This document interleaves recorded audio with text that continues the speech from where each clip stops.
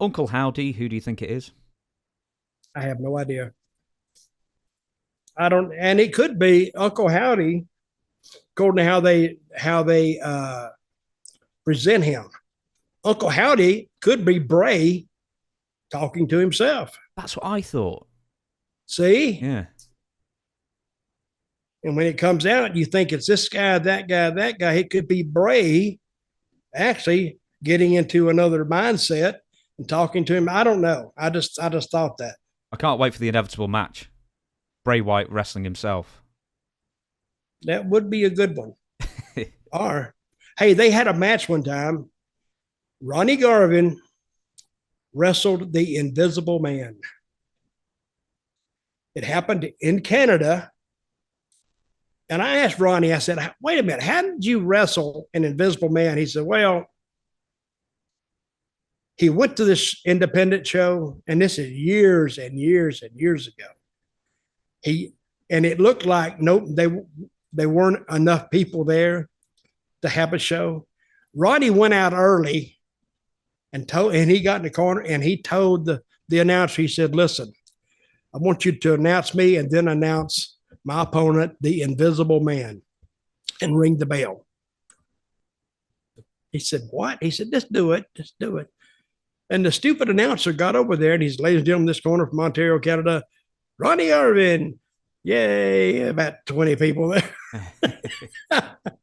And this corner, ladies and gentlemen, making his first appearance, whatever, the Invisible Man. Now, people heard that and they went, what the hell? Ronnie went out and had like a 3-minute match, right? And with the referee, and he did all the movements of the guy and he's around, but there was nobody there. And then he finally hooked a small package on air, and referee went 1, 2, 3, and the winner, ladies and gentlemen, Ronnie Garvin. And he left. I said, why did you do that? He said, well, he wasn't going to pay us. So I was going to say, I went out there and had a match and I want my money. And that's why he did it. Mm-hmm. So I guess I never heard did he pay the rest of the guys, but he paid Ronnie. So Ronnie made sure, he said, I worked. I did what I said I was going to do. You never heard that story? No, I've heard the Invisible Man thing before, but that was always a thing I heard if you wanted to really kill the town off for good. Well, I've told you about this before, right? A South American promotion I used to watch who was light years ahead of WWE and all of them. They had music, they had clowns, they had dancing girls, they had farmers, they had peasants. I mean, they had everything. They had every gimmick that you could think of. Masked men. And it was called, let me think of this. Now I can't even think of the name.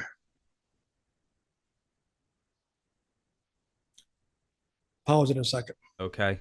Pausing. And we found it. What was it, Dutch? It was called, folks, listen, I've been hit on the head a couple 100,000 times. So some things, I'm so great for Google. Because when I get stuck on something, I can't stop thinking about it till I find the answer. And that's why Google is my best friend. It's called Titanes del Ring, which is the Titans of the Ring in Spanish. And I forgot what this guy's name was, but I went to Puerto Rico and it's done in Spanish. And I was sitting there one day watching. This is when you know you're bored. You're sitting there one Saturday afternoon waiting to go to the matches that night. You've laid in the sun and as much as you can. You burn up already, but you're sitting there just waiting to go out the door to go to the matches that night. You're watching TV in black and white in an unair conditioned room with the windows open. Of course, you had a breeze blowing through, it wasn't too hot. And on comes this show with music and everything called Titanes del Ring. They always do that R, that ring, like I used to say, Alberto del Rio. Events like that so much. He said, every time you say his name, I always roll that R.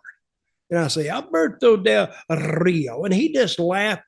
I wasn't in the back. They say he just rolled when I do that. I don't know what it was. But so it's a wrestling show, and I had never seen it before in my life. And you could still see a couple of, I guess, copies of it if you go to YouTube, I guess. And it's done in Spanish, but he would have things like he had the Invisible Man on there. And that's the first time I had ever seen the Invisible Man. So to me, I'm going to watch this. The Invisible Man having a match. And a guy goes in the ring and does all the stuff, and the referee, and it's like nothing, like you could see him, except the referee couldn't. And the people, they just buy it like a regular match. It was a kid show is what it was. And then he would have Shepherd Boy. A boy would come out with a staff, and he would lead two sheep to the ring, and they'd stand outside while he had a match. Then he had the mummy. The mummy was on there, and he had all kind of. I had a priest. He had a farmer. I mean, he had all these things, and it was the wildest thing up to that point that I'd ever seen, because I was used to just seeing two guys going to the ring, having a match, ding, ding, ding, ringing a bell, raising one of their hands, and they leave. This other stuff, he had music before. To me, he was eons ahead of Vince McMahon Jr. He had music, he had lights, he had characters, he had gimmicks, he had masked men, he had girls. And this guy had it all in the 60s and early 70s. And I was watching a tape of it, and no telling how old that tape was, but it was still pretty clear. So, and I was thinking, whatever happened to this, and what happened to it? I think he ended up killing himself, but he was just the magnitude that he put together on this. He would go to these big towns, big cities, and he'd draw 15,000 people. He'd draw 20,000 people, and they would all come to watch this show. And the name of it, folks, if you want to look it up, Titanes, Titanes, DE, ring, and ring, you spell ring. Titanes del Ring. Oh, Dale, not D. Del Ring. Titans of the Ring. So the guy's name may be Martin Karadagian. Yep, that's him. He was a gay guy. Yeah. He died in 1991. Yeah, I think he killed himself. But he was a drug addict too. Drug addict, gay, and something else. He said, not that I didn't have enough working against me. He says, I was gay and a drug addict. And a wrestling promoter. And he had one other gimmick, that he was like a prophet from the Bible. I mean, he had everything. He had something. We talk about diversity. When we talk about having something for everybody, he did. He'd bring out the dancing girls. They looked like showgirls from Vegas, and a very entertaining show, I will say that, especially in the early days of TV. 1962 or 63 it debuted, Titanes en el Ring. So if you want to Google that, there is a Wikipedia page in Spanish. Actually, there's an English one as well for the Titans of the Ring, 1962 to 1980.